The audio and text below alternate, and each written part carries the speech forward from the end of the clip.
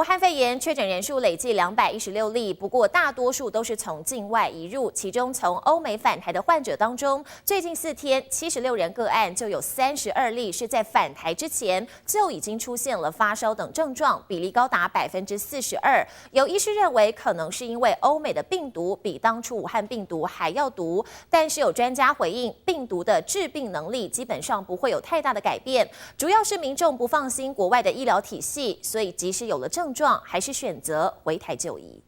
旅客提着大包小包行李排队人龙几乎看不到尽头，因为入境旅客不管是台湾人或是外国人都得缴健康声明书。最令人担心的是，不少民众早在国外发病，或者是吃退烧药登机，机场第一道关卡难以全面防堵。统计21号到24号最近4天时间，境外移入个案多达76人，其中32人都是在返国前就已经出现发烧、咳嗽、胸闷症状，高达42%的患者恐怕入境之前就已经发病。病毒本来就会一直变，而且它会变得传染力更强，这个是一定的。在这个世界上的量呢越来越多，这个是一个所有生命的目的，就是这个样子。它的变异只是它的基因的核酸序列有变化而已，它再怎么变都是那一种，它不会改变它的致病力。究竟欧美病毒是否比武汉病毒更强？医界有不同看法。但除了欧洲掀起第2波疫情高峰，不少医师推测美洲可能是第3波攻击来源。台湾过去4天境外移入个案多达76人，就有26人从美国回来确诊。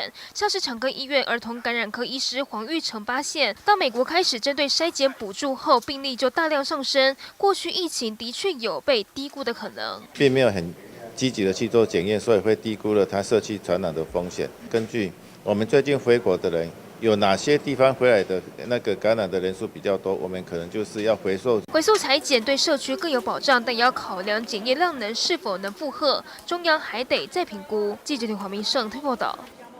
日本70岁的喜剧天王志村健经传确诊武汉肺炎，正入院治疗中。有消息指出，志村健出现了咳嗽，还有发烧等症状，一度病情严重，需要戴人工呼吸器治疗。不過现在已经在恢复当中。而志村健也是第1位日本确诊的艺人。咳や発熱などの症状があり、病状は深刻で。日本喜剧天王志村健感染武汉肺炎，震惊各界。日媒报道，志村17号开始身体不适，出现倦怠，19号出现发烧跟呼吸困难症状，20号住院治疗，医师初步诊断是重度肺炎，后来进一步筛检武汉肺炎，23号结果出炉，呈现阳性反应。実の兄らに付き添われ、人工呼吸器をつけて治療を受けているということです。志村一度病情危急，但现在已经逐渐恢复。不过他的感染途径不明，他上个月刚过70大寿，近几年健康状况都不好，除了有肝脏慢性病，今年1月定期检查时还发现胃部有息肉，动手术后住院1周，如今再确診武汉肺炎，成为日本首位確診艺人。どうしました？ちょっと目がおかしいんですけれども。目がおかしいって笑うぞ。志村搞笑功力一流，是日本举足轻重的综艺天王，也被昵称为怪叔叔。这次感染武汉肺炎，也让他的演艺事业大受影响。原定跟日剧男神菅田将晖主演电影《电影之神》，3月下旬就要开拍，如今只能延后拍摄。还有 NHK 的晨间剧跟2部常态性节目的演出也停摆。经纪公司表示，跟志村健有接触的人都自主隔离，也请粉丝别太担心。